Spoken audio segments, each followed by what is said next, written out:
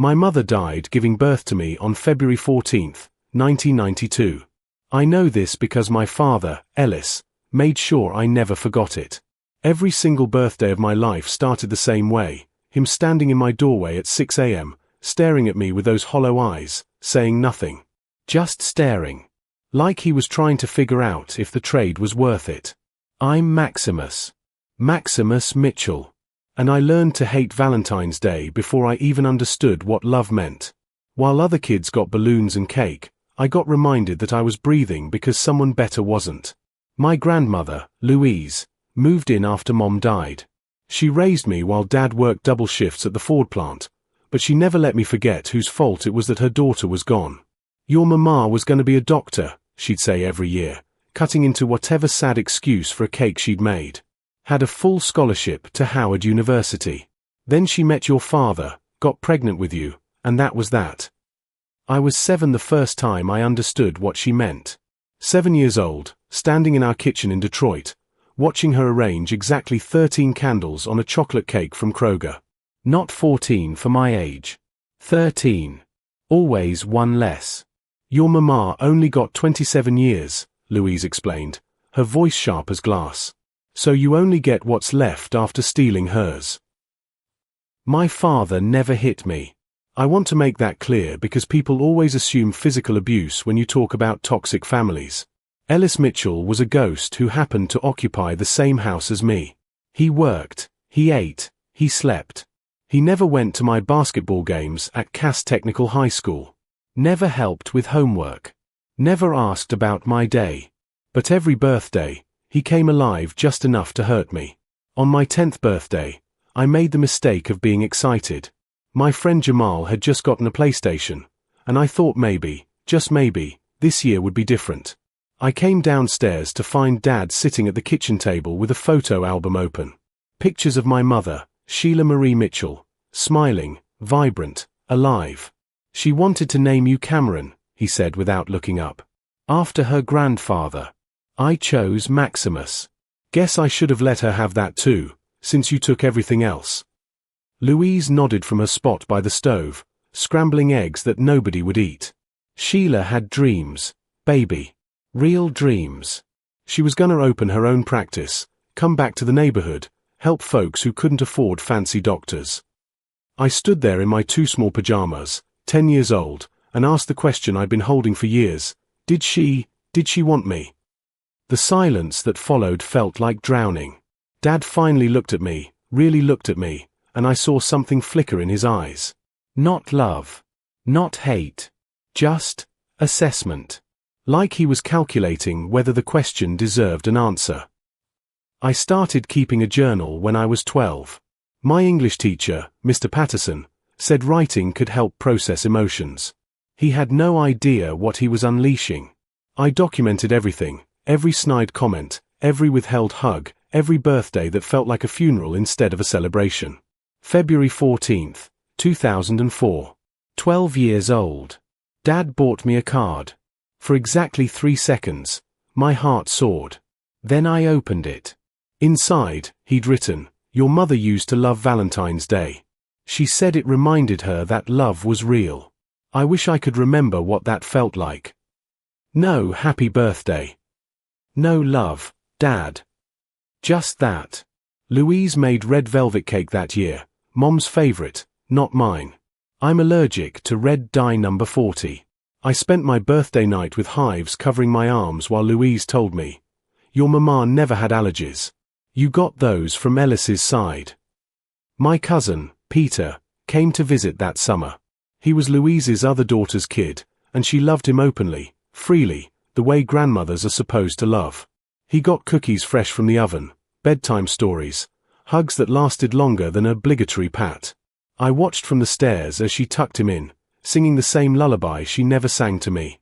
"You're so much like Denise," she told him, referring to his mother. Got her smile, her spirit. I retreated to my room and wrote, "I think you can inherit grief the same way you inherit eye color. They look at me and see a ghost. I look in the mirror and see a mistake." I found the life insurance papers when I was 15, buried in Dad's desk while searching for a pencil. $500,000. That's what my mother's life was worth, apparently. And that's what paid for our house, Dad's truck, and Louise's medical bills when she had her hip surgery. The policy payout was dated March 1992, 1 month after I was born. 1 month after Mom died. Suddenly, everything made horrible sense. They didn't just resent me for taking her away. They resented that they'd benefited from her death, and I was the living reminder of that blood money. I confronted Dad that night. First real conversation we'd had in years. "You bought this house with Mom's life insurance," I said, my voice shaking. "You've been living off her death for 15 years. He looked up from his newspaper, face completely blank. "And you've been living off it too, Maximus. Every meal you eat, every shirt on your back, that's Sheila's money. So don't act like you're better than us." Louise walked in, heard the tail end, and added her poison. "At least we miss her. You never even knew what you took from the world." I went to my room and did the math. 500,000 divided by 15 years, divided by 12 months. Roughly $2,700 monthly they'd been living on from my mother's death. I was a walking, breathing insurance payment. A transaction. Not a son. Not a grandson. A cost they were forced to absorb. 16. 17. 18. The birthdays blurred together, each one a fresh wound on top of scar tissue. But I was getting smarter, stronger. I worked part-time at the library, saved every penny, and started planning. College became my escape hatch. I applied to 15 schools, all far from Detroit. Far from the house that Mom's death built. Far from people who saw a gravestone when they looked at my face. I got into Michigan State with a partial scholarship. Not enough to cover everything, but enough to get out. When I told Dad, he shrugged. "Your mother got a full ride to Howard. Guess you didn't inherit her brains either." Louise was more direct. "You leave, don't expect us to help when you fail." Sheila never would have abandoned family. My 19th birthday, I came home from my freshman year. Big mistake. I thought maybe distance would have softened things. It hadn't. Dad had made a shrine in my old room, pictures of Mom everywhere, her high school diploma framed on the wall where my basketball posters used to hang. "Figured since you're barely here, we'd make better use of the space," he explained. "You know, honor someone who actually mattered." I slept on the couch that visit. 3 days of listening to Louise tell stories about Sheila to anyone who'd listen. The neighbors, the mailman, her church friends. Always ending with, "And then she had Maximus, and that was that." Gone at 27. Baby, she had so much life left. I started counting down to 21. 365 days. I could make it 365 more days. I met Professor Anita Richardson during my junior year. She taught African American studies and noticed I always sat alone, always left immediately after class. "You okay, Mr. Mitchell?" she asked one day. "You seem like you're carrying something heavy." I don't know why I told her. Maybe because she was the first person in 20 years who asked. I explained the birthdays, the shrine, the life insurance revelation. She listened without interrupting, her dark eyes sharp and understanding. "Maximus," she said when I finished. "Grief makes people cruel. But cruelty, sustained for 20 years, becomes something else. That's abuse. You know that, right?" Nobody had ever called it that before. Abuse. The word sat in my chest like a stone. "They never hit me," I protested weakly. "Abuse isn't just physical. They've been emotionally terrorizing you your entire life. And baby, you don't owe them your presence just because you share DNA." She helped me access campus therapy, connected me with resources, and most importantly, validated something I'd felt but never voiced. I wasn't crazy. I wasn't ungrateful. I was surviving. My therapist, Dr. James Kowalski, asked pointed questions. What would happen if you stopped going home for birthdays? I'd never considered it an option. "They'd be angry," I said. "They'd call me selfish." "And," he prompted, "what would actually happen? Would your life be worse?" I sat with that question for weeks. Would my life actually be worse without their annual tradition of making me feel like a murderer? The answer was so obvious it hurt. February 14, 2013. 21 years since Sheila Marie Mitchell died, bringing me into this world. 21 years of carrying her ghost on my shoulders. Dad called 2 weeks before. Unusual, since we typically went months without speaking. Louise wants to do dinner for your birthday, he said, voice flat. Somewhere nice. Her treat. Red flag number 1. Louise never spent money on me. Red flag number 2. Somewhere nice in their vocabulary meant they wanted witnesses for whatever they'd planned. But I was tired. Tired of running, tired of flinching, tired of wondering if this year would be different. So I agreed. Jacobes on Woodward, Louise specified when I called her back. 7 p.m. Wear something decent. Not those ratty college clothes. Jacobes was old Detroit money, white tablecloths, $30 steaks, wine lists thicker than textbooks. We'd never eaten anywhere fancier than Applebee's my entire life. I should have known.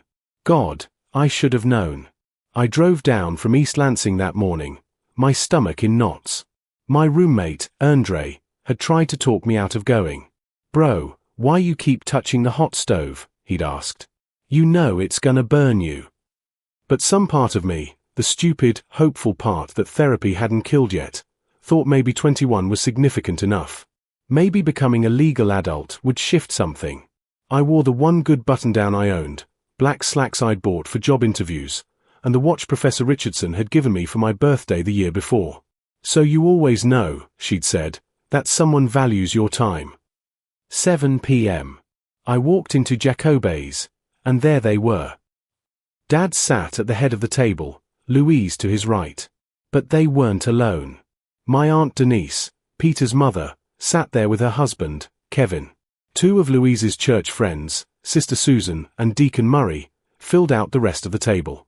7 people total. All of them there to witness whatever this was. Maximus, Louise said loudly as I approached, making sure nearby tables could hear. So glad you could make time for your family. I know college keeps you busy. The barb was immediate. I sat down in the only empty chair, directly across from Dad, and picked up the menu. $42 for a steak. $60 for the seafood platter. Louise was planning something expensive. The waiter came, took drink orders. Everyone got wine except me. Apparently 21 wasn't old enough in Louise's book. We ordered food, made small talk that felt like walking through a minefield. Then, right as the appetizers arrived, Louise stood up. I want to make a toast, she announced, loud enough that 3 tables turned to look. She raised her wine glass, and everyone else followed suit. Everyone except me. 21 years ago today, we lost the brightest light in our family. Sheila Marie Mitchell, daughter, sister, soon-to-be doctor, died doing the most selfless thing a woman can do. She gave life. My chest tightened. Here we go. She sacrificed her dreams, her future, her very breath so that new life could enter this world. Louise's voice cracked, genuine tears forming. She was good at this part. The performance. We've spent 21 years raising that life, nurturing it, making sure Sheila's sacrifice wasn't in vain. I gripped my fork so hard my knuckles went white. Louise continued, playing to her audience. Sister Susan dabbed at her eyes. Deacon Murray nodded solemnly. We fed him, clothed him, put a roof over his head. Ellis worked himself to the bone at that plant, double shifts for years, missing sleep, missing life, so Maximus could have opportunities. She turned to look directly at me. And now, on this milestone birthday, we want to talk about what comes next.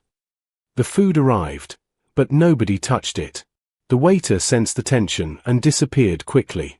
Dad finally spoke, his voice the same flat monotone it had been my entire life. You're graduating in May. We've been thinking about your mother's life insurance money. There's about $80,000 left. My heart stopped. $80,000 I never knew still existed. We think it's time to use it the way Sheila would have wanted, Dad continued. Your Aunt Denise's oldest, Omar, he got accepted to Morehouse. Full tuition, but room and board isn't covered. That's about 20,000 a year. I looked at Denise, who had the audacity to look hopeful. And Peter starts at Wayne State in the fall, Louise added. We thought we could help with his first 2 years. Make sure these boys get the education Sheila valued so much. The words came out before I could stop them. That's my mother's money. Louise's face hardened. That money came from your mother's death. Death you caused. You think you get to profit from that? You think you deserve to benefit from killing her? Every table within earshot went silent. The waiter froze halfway across the room. 21 years of poison erupted. I stood up, my chair scraping loud against the hardwood floor. I was a baby, I said, my voice shaking but clear. I didn't kill anyone. I was born. That's it. I was born, and you've punished me for it every single day since. Dad's jaw clenched. Sit down, Maximus. You're making a scene. Good. Let them see. Let everyone in this restaurant see what you people are. I turned to Louise. You want to know what I remember about my childhood? I remember every birthday being a funeral. I remember you making cakes I was allergic to because they were Mom's favorite. I remember you loving Peter right in front of me to show me what I'd never have. Peter looked uncomfortable. Denise outraged. How dare you, she started. How dare I what? Tell the truth? You all sat around this table, ordered expensive food with the blood money from my mother's death, and tried to guilt me into giving it away. To punish me one more time for being born. I pulled out my wallet, threw 3 20s on the table. That covers my water and the appetizer I didn't touch. Figure out the rest yourselves. Louise's voice went sharp and vicious. You walk out that door, Maximus Mitchell. You are no longer part of this family. Your mama would be ashamed. My mama is dead, I shouted, and the restaurant went absolutely silent. She's dead, and you've used her corpse as a weapon against me for 21 years. Well, I'm done. I'm done being your punching bag. I'm done apologizing for existing. I looked at my father, really looked at him, maybe for the last time. Did you ever love me? Even once? Even for a second? His answer was silence. It was always silence. I walked out of Jacobe's at 7:43 p.m. The cold February air hit my face like baptism. My hands shook as I unlocked my car, a 15-year-old Honda Civic I'd bought myself with library money. I sat in the driver's seat and felt nothing. Then everything. Then nothing again. I drove to Belle Isle, parked by the river, and pulled out my phone. 73 contacts. That's how many people I had saved. Family, mostly. Extended relatives who'd enabled this for years, who'd watched me be destroyed at every holiday gathering and said nothing. I started with Louise. Deleted. Dad. Deleted. Denise. Kevin. Peter. Gone. Cousins who'd witnessed the abuse and laughed. Deleted. Aunts and uncles who told me to be grateful and honor your elders. Gone. By the time I finished, I had 19 contacts left. College friends, professors, my therapist, my roommate. 19 people out of 73 who'd never made me feel like I owed them my life for taking someone else's. Then I blocked their numbers. All of them. Changed my number the next day. Updated it with the university, my bank, my job. I filed paperwork to have my emergency contact changed from Ellis Mitchell to Professor Richardson. She cried when I asked her. Baby, yes. Of course yes. I hired a lawyer, a family law specialist named Janet Torres, who Professor Richardson recommended. I need to know my rights, I told her. About the life insurance money. About my mother's estate. Turned out, legally, it was complicated. The money had gone to Dad as the widower, and he'd used it to raise me. I had no claim.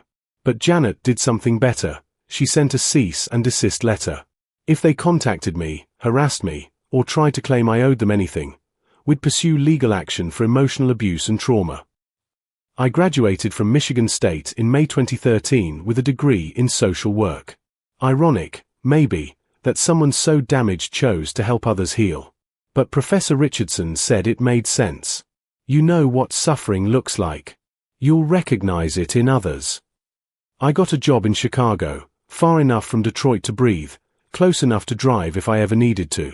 I never needed to. Years passed. I built a life. A real life, with people who chose me, not people obligated by blood. I made friends. I dated. I went to therapy every week for 5 years, then every month, then as needed. I learned that families are supposed to be safe places. That birthdays are supposed to be celebrated. That existing isn't a crime. Met Simon in 2018. She was a second-grade teacher with a laugh that sounded like music and eyes that saw me, really saw me, without the ghost standing behind. We moved in together in 2020, adopted a dog named Jupiter in 2021, got engaged in 2023. For 12 years, I didn't hear from them. Not one word. Not on birthdays, not on Christmas, not ever. I sometimes wondered if they thought about me. If Dad ever looked at my empty chair and felt regret. If Louise ever realized she'd tortured a child for an adult decision. Mostly, I didn't think about them at all. That's what healing looks like, not forgiveness, not reconciliation, just indifference. Then, February 9th, 2025, my phone rang. Unknown number. I almost didn't answer. Hello. Maximus? Maximus Mitchell. A woman's voice I didn't recognize. This is Nurse Carolyn from Detroit Receiving Hospital. I'm calling about Ellis Mitchell. He's been admitted, and you're listed as next of kin. My blood ran cold. I'm not his next of kin. I haven't spoken to him in 12 years. The nurse explained that Dad had a massive heart attack. Critical condition. Louise had apparently died 3 years ago, diabetes complications, and they'd found my old information in Dad's wallet. Emergency contact card from 2013, never updated. He's asking for you, Nurse Carolyn said softly. He might not have much time. I thanked her, hung up, and sat with Simone on our couch in our apartment in Chicago, staring at the walls we'd painted together. You don't owe him anything, she said, holding my hand. I know. But if you need closure, I got my closure 12 years ago when I walked out of that restaurant. But curiosity gnawed at me. 3 days later, I drove to Detroit. Not to the hospital. To the house. The house Mom's death bought. I needed to see it one more time, needed to close that chapter completely. It looked smaller than I remembered. The paint was peeling, the lawn overgrown. I parked across the street and just stared. That's when I saw them. Denise, Peter, and 2 younger men I didn't recognize, probably Omar and his brother. They were loading boxes into a truck. Going through the house already, like vultures. I watched Peter carry out a box labeled Sheila's things. 21 years they'd used her memory as a weapon, and now they were dividing up her remains. I got out of my car. Walked across the street. Peter saw me first, his eyes going wide. Maximus. Denise emerged from the house, and her face went from shock to fury in seconds. You've got some nerve showing up here after 12 years. Your father is dying, and I came to see my childhood home one last time, I interrupted calmly. Not to see him. Not to make peace. Just to remind myself why I left. The front door opened. A man in a black suit, estate lawyer, probably, stood there. And behind him, someone I didn't expect, building security from the hospital. Dad wasn't even dead yet, and they'd already started fighting over his estate, gotten so loud and violent at the hospital that security had followed them here. The security guard, name tag read K. Williams, looked at me, then at the chaos of screaming relatives, and something clicked in his eyes. Recognition of someone who didn't belong to this circus. Sir, he said to me, firm but not unkind. I'm going to have to ask you to leave the premises. Family dispute in progress. I looked at him and smiled. A real smile. I'm not family, I said clearly, loud enough for everyone to hear. Haven't been for 12 years. I turned to walk away, and Denise screamed after me, You're going to regret this. He wanted to apologize. He wanted. I stopped. Turned back.